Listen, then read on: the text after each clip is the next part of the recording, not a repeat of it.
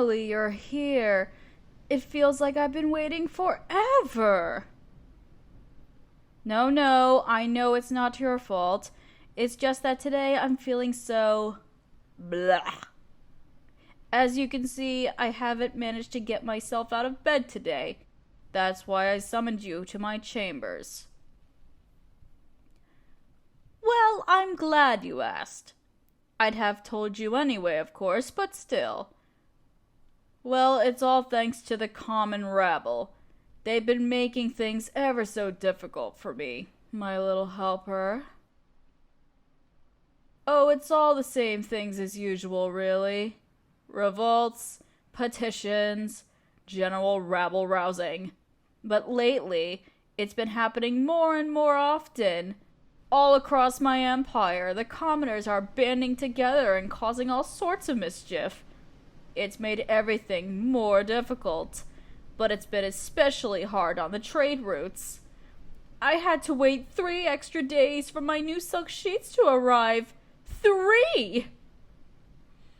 And don't even get me started on all the horrible things they're saying. If you think Evil Queen is bad, then you don't know the half of what those dreadful plebeians are capable of thinking up. It's as if all the time they could be spending on serving me and being productive, they're putting towards nasty, filthy, rebellious thoughts instead. Oh, well, you're here to listen to me, for the most part. It's no fun complaining to myself. If you need an official reason, then... oh, I suppose you could be here to advise me on how to manage these outbursts from the masses. I don't really think I need that, though. It's all their fault for being so terrible. I'm just doing my best. And while I'm venting, why don't we enjoy some treats? I need comfort food. But even there, my problems haunt me. All those rebellions and protests mean less options for me. Some of the basics are getting to be hard to come by. I'd commit genocide for something deep-fried. But we're so low on oil that we have to conserve most of it for keeping the lamps lit. Right on time. It's a bit meager, but I had the kitchen prepare some treacle tarts and tea cakes. With tea, naturally, although it has to be herbal. As scant a snack this is, it's still splurging a bit on ingredients. If this goes on, I might have to resort to, oh, I don't know, sandwiches or something. Is that what commoners eat? Regardless, I hope you enjoy them. Why do I think they're upset? Honestly, I think they're just incapable of appreciating what they have. Always wanting more and more and more. You're a little bit like that too, you know. I see the sour faces you pull when you think I'm not looking. You're very lucky, you know. You get to live in this castle, eat this food, and be in my presence regularly. And yet you seem to still be testy about little trifles, like how you didn't get a choice. I mean, why should anybody be upset about having a good life just because it's not the one they chose? You're certainly better than the rest of them, though. You at least know how to hold your tongue. Most of the time, at least. The rest of the rabble say whatever they want, not even bothering to show an ounce of respect. Well, if you mean what they claim is the problem, well, all sorts of things. I raised taxes quite a bit recently. With all the worry over that new alliance, I've been increasing fortifications along the border to make sure they aren't tempted to make a grab at any of the Empire's land. Not to mention, I'm having a secondary citadel built that I can retreat to if things ever get dicey, and that's certainly not cheap. Aside from that, they've been pretty outspoken about many crimes are punishable by execution.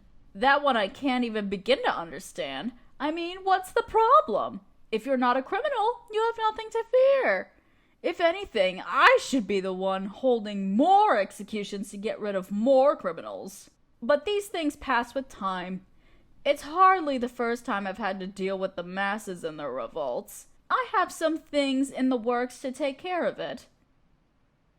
Oh, well, that's unusual. And just a moment ago, I praised you for knowing how to keep your mouth shut about the things you disagree with. So you think I'm an awful ruler, don't you?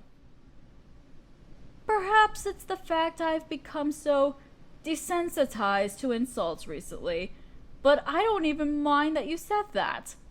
It's just funny to me. I mean, what do you know about ruling an empire? Do you think you could do a better job? Well, you might find that it would be harder than you think. I'm sure in your head you're imagining that you could just end all the taxes, convince every prisoner to become a law-abiding citizen, and give every person in the empire every single thing they ever wanted. You remind me of my father in that respect. Have I told you about him? I'm sure I haven't. I don't tend to talk about him much. Well, before I was the ruler of the Great Abysmal Empire, I was the princess of the small kingdom of Goril. My father was king, and he was an endlessly optimistic and generous man. He loved every single citizen and believed it was his duty to care for them to the best of his ability. I loved my father dearly. It's hard not to love someone who is so caring, of course, but if anything, that just made it harder to watch him ruin himself. After all, there is such a thing as being too trusting. My poor father chose to believe in the goodness of every person, but sadly, not every person chose to be good. He was taken advantage of his whole life. People knew they could beg him for whatever they wanted, and he'd give it, if they were convincing enough. People called him the Fool King. It wore him down, day after day. He spent so much money on granting the masses every wish. Every single city, town, and village in the empire had clean paved roads, a generous garrison of well-equipped soldiers for protection, and more. He barely taxed them. But of course, that meant he was constantly draining the royal coffers and borrowing money from other kingdoms. It was impossible for someone to juggle all that forever. Trying to find new ways to get money without demanding it of all the citizens became impossible, and the stress of it all drove him to his deathbed. When I took the throne, I inherited the largest debt any kingdom has ever accrued. A part of me really wanted to just finish the job and let the kingdom fall into ruin, just to spite those greedy beasts. But I couldn't let my father's legacy be destroyed, even if it's his actions that nearly doomed it. My first act was to start declaring war with every single kingdom we owed money to, one at a time. It sounds rash, but those well-equipped soldiers I mentioned, combined with my unusually strong affinity for magic, made it more than possible. Not to mention, I was able to repurpose much of the things my father has spent with his money for on the war effort. With every victory, I brought another kingdom under my rule. The debt was gradually erased, and I gained their riches. I brought all those kingdoms under my rule and formed my empire. After that, I resolved to make the rabble work for my comfort instead of the other way around. I won't ever repeat the mistakes of the Fool King of Goril. You know, I'm feeling much better. Once again, you've managed to help me without even meaning to. I'm astonished that you could do so much so inadvertently. You certainly are my perfect little helper. What, nothing else to say? Were you not expecting me to have a reason for what I do? Everyone thinks I was just born this way, don't they? That's why they call me the Evil Queen. Such a shame. I can tell you still disagree with me, but it seems you're at a loss for how to respond to my story.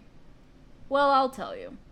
Anytime you don't know what to say to me, you can just simply bow and say, "Yes, Your Magnificence."